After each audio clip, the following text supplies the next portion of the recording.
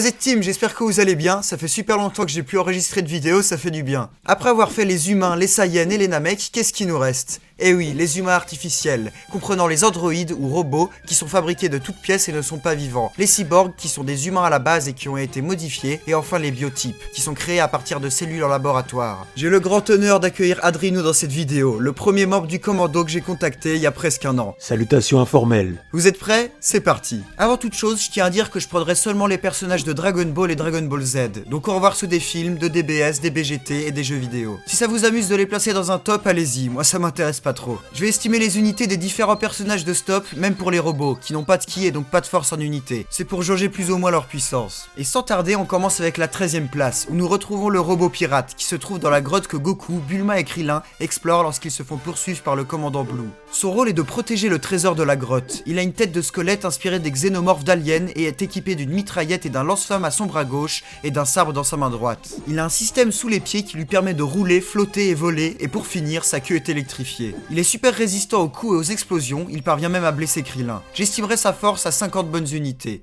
Pour vous situer, je vous rappelle que Goku a une force d'environ 140 unités, il ressort tout juste de son combat contre Jackie Chun à ce moment-là. En 12e position, je mets le sergent métallique de la tour du muscle. Sous les ordres du commandant White, c'est un robot doté d'une résistance et d'une force hors norme. Il peut cracher des missiles et propulser ses poings. Goku a quand même eu un peu de mal contre lui, alors que celui-ci n'a pas su se battre sérieusement, car il n'avait plus de batterie. Et la tête arrachée aussi. J'estime sa force à une centaine d'unités. À la 11e place se trouve C8, ou encore Hachan, un androïde créé par l'armée du ruban rouge qui est enfermé dans la Muscle Tower en cas de besoin. Le ninja Murasaki le libérera pour tuer Goku, mais étant de nature très pacifique, il ne voudra pas l'attaquer, même en étant menacé d'être explosé. Alors notre héros le sauvera et on pourra observer sa résistance et sa force contre le commandant White. Il encaissera facilement une balle de pistolet à gros calibre qui a étourdi Goku. Ça ne m'étonnerait pas que sa force potentielle se situe vers 150 unités. La 10e place est occupée par le plus grand assassin du monde. Presque revenu d'entre les morts, il investira toute sa fortune pour se faire cybernétiser. Il fera son retour au 23e Tenkaichi Budokai pour se venger de Goku et de ses deux anciens disciples. Il blessera gravement Chaos aux éliminatoires, puis se fera ridiculiser par Tenshin Han en 8e de finale. Jackie Chun avait une force de 140. Goku s'est fait rétamer une première fois par Tao Pai Pai que l'on estimera environ à 160 unités. Estimons que Goku le battra ensuite avec une force d'environ 175 unités. Tenshin Han en a 180 au 22e Tenkaichi Budokai, puis 250 au 23e. J'estime donc Tao Pai Pai en cyborg à un peu plus de 200 unités. Passons à une toute autre mesure en avançant davantage dans l'histoire avec le Dr Gero et ses humains artificiels. Il crée une multitude d'humains artificiels pour se venger de Goku et se cybernétisera lui-même afin d'avoir la vie éternelle. Et donc en 9e place, nous avons sa création réussie la plus faible, C19.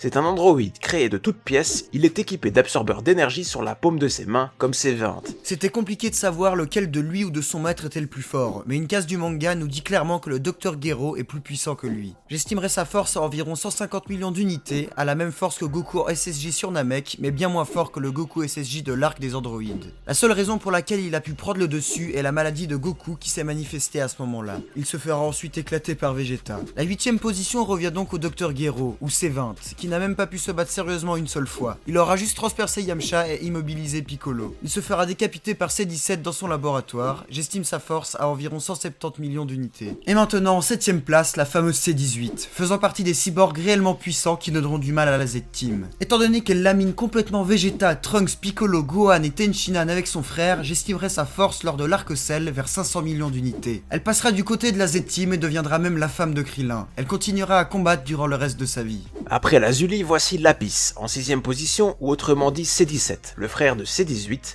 C'est lui qui tuera le Dr Gero pour acheter sa liberté. Et il mènera la danse lors de la poursuite de la Z-Team. Il est légèrement plus fort qu'elle et nous livrera un mythique combat contre Piccolo. J'estime sa force à 650 millions d'unités. Après l'Arc-Cell, il deviendra garde forestier et fondera une famille tout en continuant à s'entraîner. En 5e place se trouve l'androïde raté du Dr Gero, C16. Son créateur lui a donné le visage de son fils mort lors de l'attaque du QG du ruban rouge par Goku. Il a été créé de toutes pièces et est bien plus puissant que C17 et Piccolo durant l'Arc-Cell. Il est de force égale avec celle en première forme, mais se fera massacrer lorsque ce dernier aura absorbé C17. J'estime sa force à 950 millions d'unités. À la 4ème place, nous avons les Cell Junior, des êtres créés par Cell pour combattre la Z-Team. Ils sont de force égale avec Vegeta et Trunks, ressortis de la salle de l'esprit du temps, mais se feront one-shot par Gohan SSJ2. J'estime leur force à environ 4 milliards d'unités. Sur la plus petite marche du podium se retrouve l'être ultime, l'être parfait, j'ai nommé Cell. L'antagoniste principal de son arc, celui qui nous a offert le SSJ2 de Gohan et le Kamehameha Père-Fils. Il a évolué sous plusieurs formes, devenant de plus en plus fort, jusqu'à même atteindre la puissance du roi des démons. Je pense qu'il dépasse les 10 milliards d'unités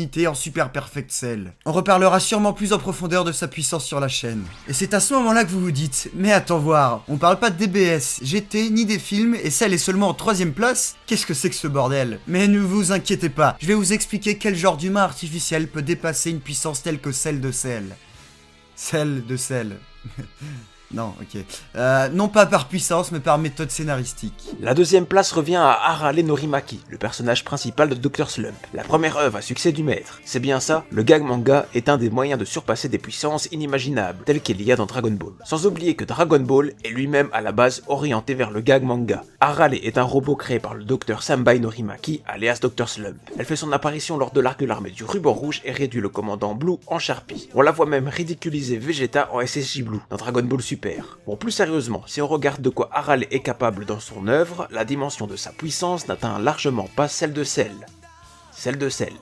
Celle de Cell. Ha.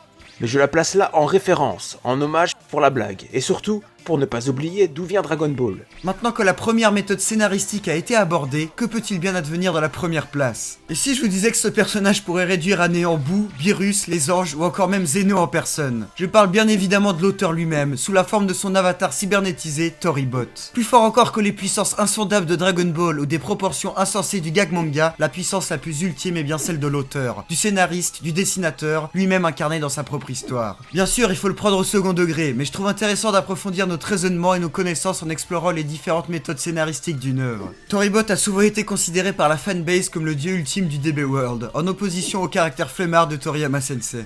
C'est déjà la fin de cette vidéo, j'espère qu'elle vous aura plu, j'ai pris beaucoup de plaisir à la faire, et encore merci à Adrinou de nous avoir prêté sa douce voix mielleuse. N'hésitez pas à aller regarder ces petites vidéos quasi journalières, il parle des personnages secondaires, des infos sur vos personnages préférés, et il décortique même chaque épisode de Dragon Ball. Merci Solarboy pour l'invitation. Dites-moi en commentaire quel top vous voudriez encore que je fasse, likez, partagez, abonnez-vous, et sur ce moi je vous dis... Bisous sur les fesses.